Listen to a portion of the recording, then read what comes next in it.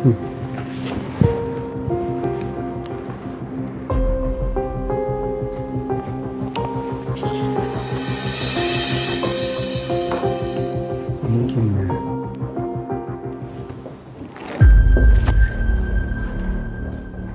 Sihat, Safwan.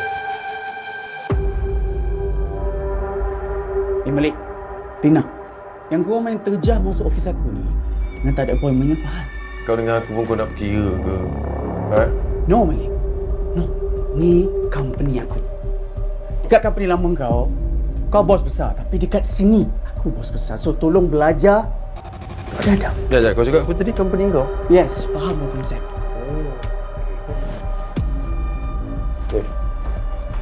Kau kena sign agreement ni.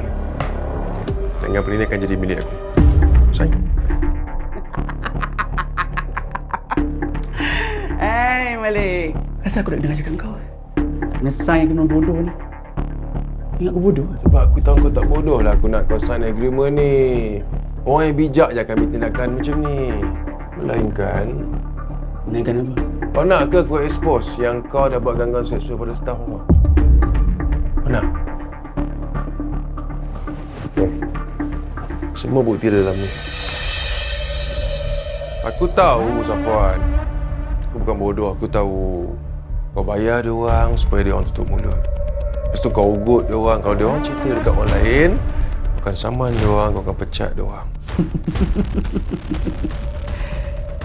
Ni, tak payah nak getah aku. Pendal kosong je. Boleh cuba, boleh masukkan dan tengok sendiri. Aku dah banyak kopi ni. Ni kopi ni khas untuk kau, special aku buat. Ke kau nak aku bagi dekat pihak berkuasa? Kau nak aku bagi dekat media biar satu Malaysia tahu apa yang kau dah buat? Kau nak ke macam tu?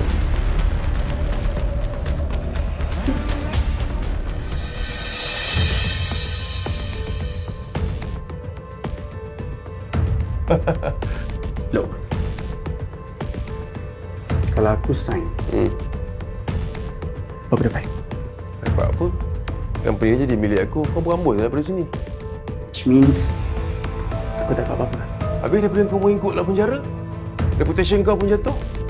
Kau nak yang mana? Kalau aku setuju untuk turun, terus nanti budak-budak ni semua dah mesti report aku.